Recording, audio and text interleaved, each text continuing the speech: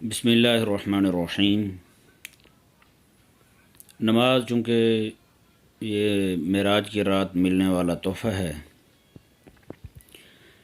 تو بندہ مومن کو بھی اس میں سے حصہ کچھ یوں ملتا ہے کہ نماز میں جب بندہ قعدہ میں ہوتا ہے تو تشہد پڑھتا ہے، التحیات للہ والصلوات والطیبات، کہ میں تو یہ کہہ کہ میری زبانی باتیں، صلوات اور بدنی باتیں، والطیبات اور میری مالی باتیں، تینوں طرح کی عبادتیں میری تمام ریاستیں، میری صدقہ خیرات، انفاق فی سبیل اللہ، ایک ایک کام میرا جو ہے للہ و اللہ کے لیے۔ جب بندہ اپنی ساری عبادتیں، مالی بدنی زبانی عبادتوں کو اللہ کے لیے خاص کر لے نا، خاص کر لے، تو پھر اسے کہا جاتا ہے کہ لے پھر اپنے حبیب کی بارگاہ میں آ جاتا ہوں، اب ان کی بارگاہ میں سلام عرض کر لیتا ہوں، اب تو نے اپنی عبادتیں سارے رب کے لیے کر لی ہیں، توحید خالص ہو گئی ہے تیری، تو فرمایا کہ اب میرے حبیب کی بارگاہ میں آ جا۔ آقا علیہ السلام کی بارگاہ میں جو سلام عرض کیا جاتا ہے، السلام علیکم ایھا النبی، یہ کوئی بطور حکایت نہیں ہے۔ بعض لوگ کہتے ہیں یہ بطور حکایت ہے، یہ بطور حکایت نہیں ہے، یہ بطور انشاء کا پڑھا جاتا ہے۔ یہ وجہ کہ حضرت سیدنا امام غزالی رحمہ اللہ احیاء العلوم شریف میں ارشاد فرماتے ہیں، آپ فرماتے ہیں کہ جب تو یہاں پر پہنچے نا السلام علیکم ایھا النبی پر، تو فرمایا کہ کریمہ کا صلی اللہ علیہ وآلہ وسلم کو اللہ تبارک و تعالیٰ کی بارگاہ میں موجود جان، اور کریمہ علیہ السلام کو اپنے دل میں موجود جان، اور آقا علیہ السلام اللہ تبارک و تعالیٰ کی بارگاہ میں حاضر ہیں، تو فرمایا کہ یہ آقا علیہ السلام کو اپنے دل میں موجود جان کے پھر سلام عرض کر حضور کو۔ جیسے کہ حضرت سیدنا باعث بسطامی رحمہ اللہ کے حوال میں یہ بات بڑی مستند طریقے سے موجود ہے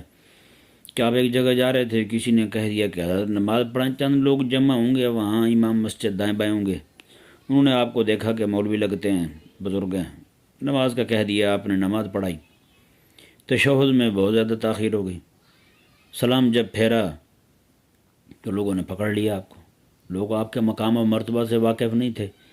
کہنے لگے کہ آپ نے یہ کیا کیا، اتنی لمبا قعدہ کیا آپ نے۔ حضرت باعث بسطامی رحمہ اللہ ارشاد فرماتے ہیں،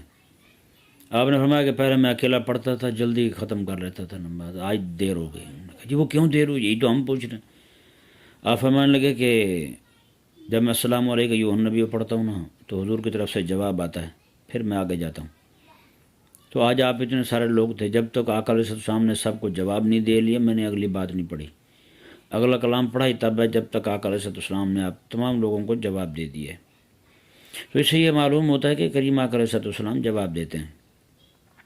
تو اس سے بڑھ کر مومن بندے کے لیے معراج کیا ہوگی کہ آقا علیہ السلام کی بارگاہ میں سلام عرض کرے اور حضور اس کا جواب عطا فرمائے۔ زندگی ساری میں کریم آقا علیہ السلام کی بارگاہ میں ایک بار نام آ جائے ہمارا حضور کی بارگاہ میں، کوئی اور نام لے لے حضور آقا علیہ السلام کی بارگاہ میں، تو یہ ہمارے لیے بھی معراج ہے۔ تو پھر حضور علیہ السلام خود سلام کا جواب عطا فرمائے، تو اس سے بڑھ کر امتی کے لیے، اس بڑھ کر غلام کے لیے، نوکر کے لیے اور کیا بات ہو سکتی ہے، افتخار والی، اعزاز والی، اکرام والی۔ اللہ اکبر کبیرہ۔ تو یہ کریم آقا علیہ السلام کی بارگاہ کی حاضری، اب اگر اس کی پوری ترتیب کو دیکھیں نا، التحیات للہ والصلوات والطیبات، یہ تین کلمات جب پڑھے نا اس نے، التحیات للہ، زبانی باتیں، والصلوات جہاں بھی للہ آئے گا، نماز بدنی میری، التحیات میری قولی باتیں، زبان کے ساتھ ہونے والی ساری باتیں اللہ کے لیے، والصلوات اور بدنی باتیں،